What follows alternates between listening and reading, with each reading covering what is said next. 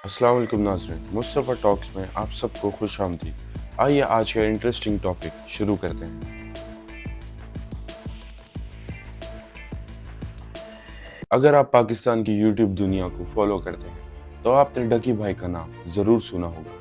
असल नाम सादुर रहमान है और ये ऑनलाइन दुनिया में रोस्टिंग, रिएक्शन और गेमिंग से मशहूर है।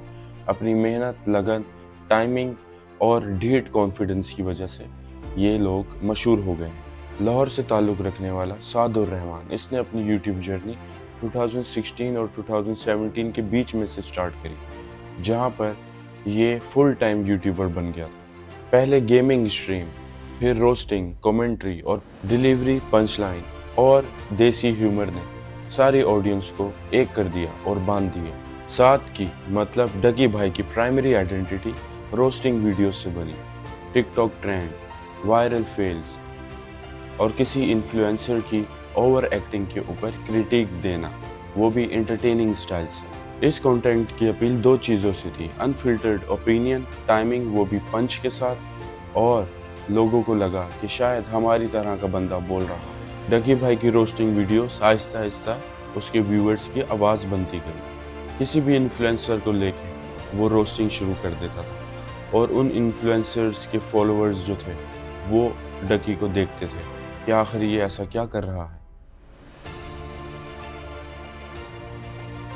नाज़रीन, डकी इधर ही नहीं रुका, उसने गेमिंग वीडियोस को स्ट्रीम करना शुरू कर दिया और जो लोग गेम्स को पसंद करते थे वो भी डकी की तरफ खींचे चले आए और उसको फॉलो करने लगे। डकी ने जब लाइव स्ट्रीमिंग शुरू करी तो वो जो रोस्टिंग करता था तब लोग इतना कम्युनिकेट नहीं कर पाते थे, लेकिन लाइव स्ट्रीम में डकी का वो गैप भी ख़त्म हो गया और लोग सुपर चैट्स, इन जोक्स और काफ़ी कमेंट्स करते थे और उससे बातचीत करते थे, जिससे और डकी की कम्युनिटी स्ट्रांग हो गई। रोस्टिंग के साथ साथ डकी ने व्लॉगिंग भी शुरू कर दी, जहाँ पर travel diaries, family moments, collabs और फ्रेंड्स को वो दिखाता था, जिससे और ऑडियंस का बिल्डअप हुआ। क्यों?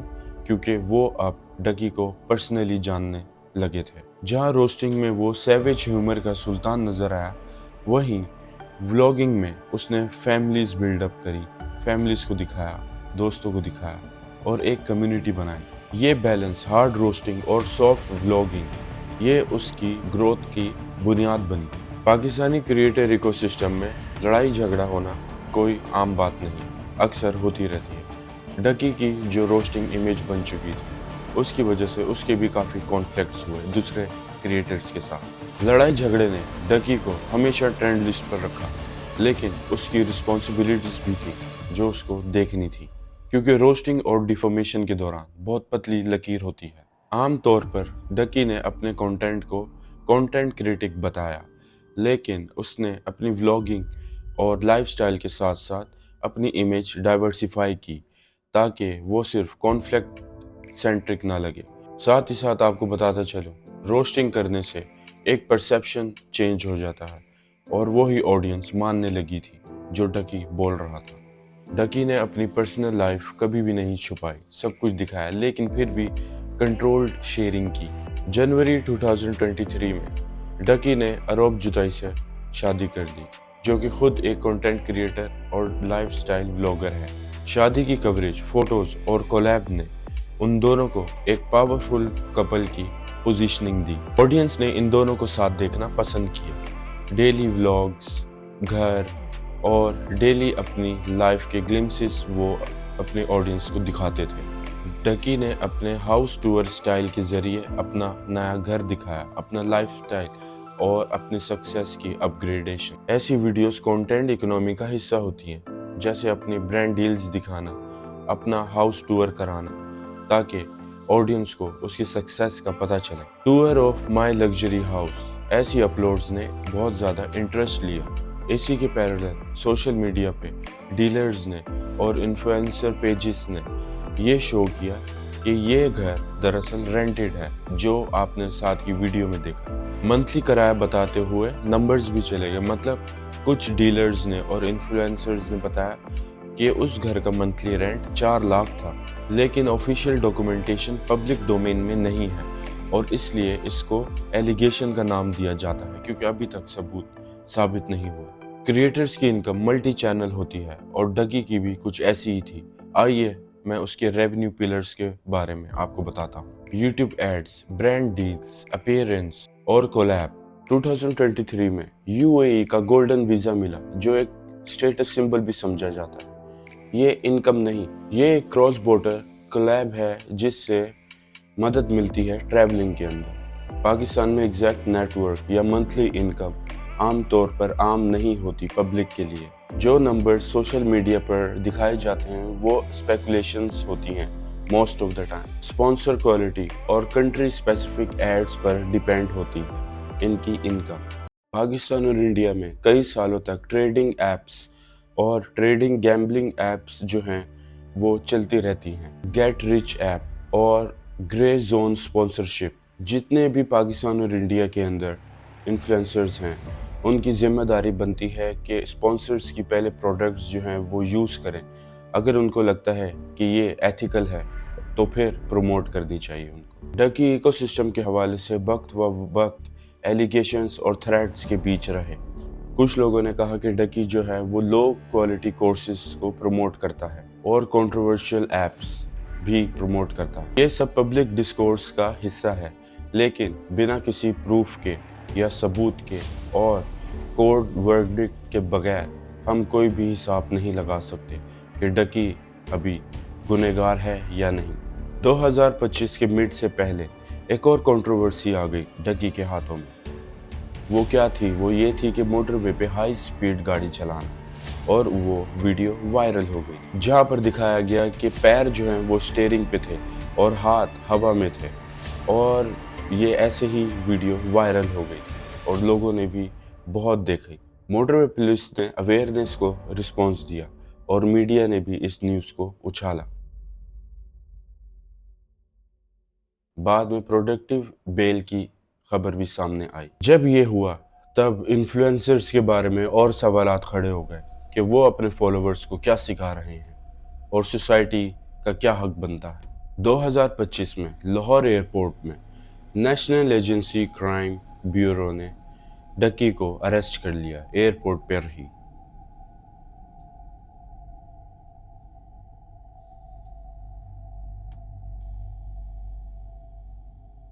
ये न्यूज़ सारी न्यूज़ आउटलेट्स ने दी और क्रिएटर कम्युनिटी को एक झटका भी मिला इस चीज़ से, क्योंकि स्पॉन्सरशिप डिस्क्लोजर्स और एड्स कम्युनिटी और एड्स एथिक पर एक नया फोकस हुआ।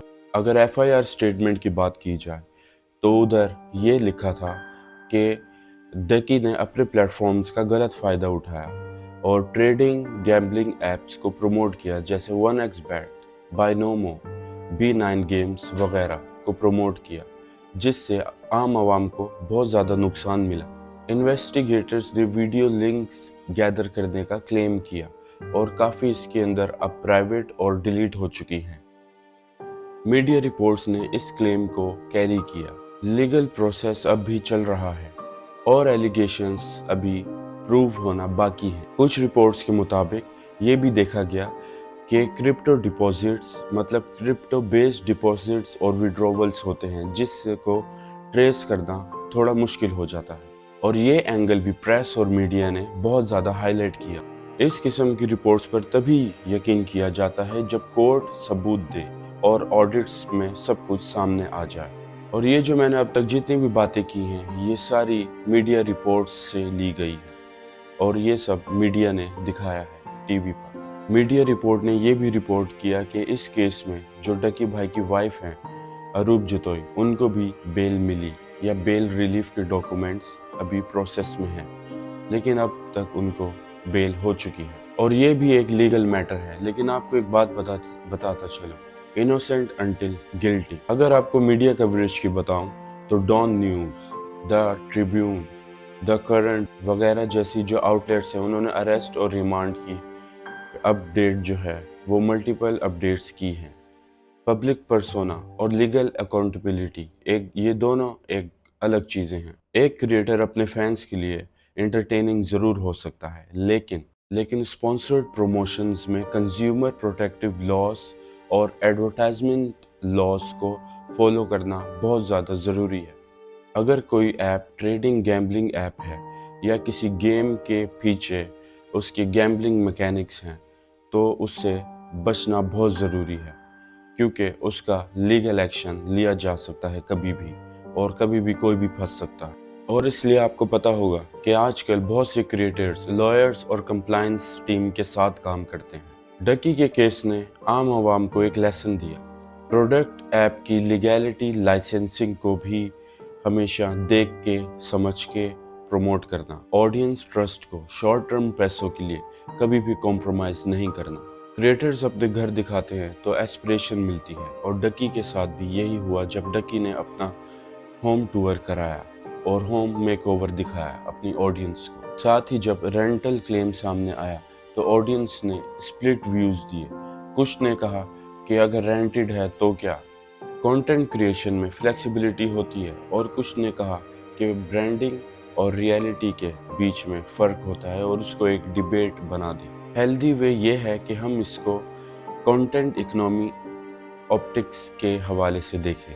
जो चीज़ें हमें स्क्रीन पर ड्रीम लाइफस्टाइल लगती हैं, वो दरअसल फाइनेंशियल एफिशिएंट तरीक़ों से मिलती हैं, जैसे रेंट, लीज़ और बार्टर सिस्टम, जिसमें कोई गैर कानूनी बात नहीं और जिसमें कोई भी गैर रिप्रेजेंटेटिव ना हो। डकी का चैनल पाकिस्तान के बहुत मशहूर यूट्यूब चैनल में से एक है। सब्सक्राइबर माइलस्टोन्स, ट्रेडिंग रिप्लेसमेंट और रीजन वाइड रिकग्निशन। और पहले मैंने आपको बताया था कि डकी के पास यूएई का गोल्डन वीज़ा भी है, तो ये इन्फ्लुएंसर सिर्फ पाकिस्तान तक महदूद नहीं, पाकिस्तान के बाहर भी इनको फॉलो किया जाता है। इस वक्त तक मीडिया ने कहा कि डकी अभी अरेस्ट है, रिमांड मिली और रिमांड एक्सटेंड भी हो गई। केस इन्वेस्टिगेशन फेज में है। कुछ आउटलेट्स ने एफआईआर पॉइंट्स दिए, जैसे ऐप गैम्बलिंग, ऐप का नाम, financial loss allegations, site development, जैसे अरूप जितोई की इंटरिम बेल भी हुई, लेकिन अभी कोर्ट का फाइनल फैसला बाकी है। डकी भाई के फैंस उनको आइकॉन मानते हैं, लेकिन क्रिटिक्स कहते हैं कि उनकी एजीनेस कभी कभी लाइन क्रॉस कर जाती है। बात ये भी है कि हर बड़ी शख्सियत के साथ कॉन्ट्रडिक्शन भी आ जाती है। आज अगर वो लीगल प्रोसेस के बीच में खड़ा है तो कल उसको क्लियरेंस भी मिल सकती है, या तो पेनल्टीज भी मिल सकती हैं। हमारी जिम्मेदारी है कि हम फैक्ट्स को फैक्ट्स की तरह पेश करें और ओपिनियन को ओपिनियन की तरह। क्या क्रिएटर्स को पता होना चाहिए कि जो वो प्रमोट कर रहे हैं वो लीगल है या एथिकल है या नहीं? बिल्कुल, उनको पता होना चाहिए। ये केस पूरी इंडस्ट्री के लिए एक वेकअप कॉल है। स्पॉन्सरशिप के लिए प्रॉपर क्लियरेंस ज़रूरी है, और ऑडियंस के साथ क्लियर होना भी ज़रूरी है, क्योंकि जब आप कैमरे के सामने बैठकर लाखों लोगों से बातें कर रहे होते हो तो तब आप सिर्फ एंटरटेनर नहीं होते, आप एक इन्फ्लुएंसर भी होते हो। और डकी जो एक इंसान है जिसमें स्ट्रेंथ भी है लेकिन फ्लॉज भी हैं, उसकी जर्नी इंस्पायर भी करती है और वार्न भी करती है। इंस्पायर इसलिए करती है क्योंकि एक मिडिल क्लास बैकग्राउंड से आकर उसने डिजिटल मार्केट में अपनी पहचान बनाई, और वार्न इसलिए करती है क्योंकि पावर के साथ एक रिस्पॉन्सिबिलिटी भी आती है। और जहाँ तक इंटरनेट की बात है तो इंटरनेट कभी भी कुछ भी नहीं भूलता। क्या पता उसको सज़ा मिल जाए या वो क्लियर हो जाए, ये सब कोर्ट डिसाइड करेगा, और आप भी अपनी राय बनाएं ज़रूर।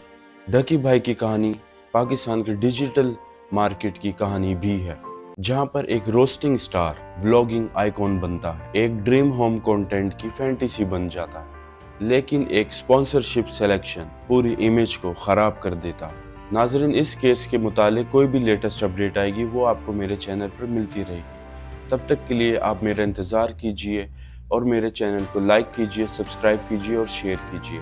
आपके एक सब्सक्राइब से या शेयर से मेरी बहुत ज़्यादा हेल्प हो सकती है। तब तक के लिए अपना ख्याल रखिए और मुझे दीजिए इजाज़त। मैं फिर से हाजिर हूँगा एक नई स्टोरी के साथ। तब तक के लिए अल्लाह हाफ़िज़।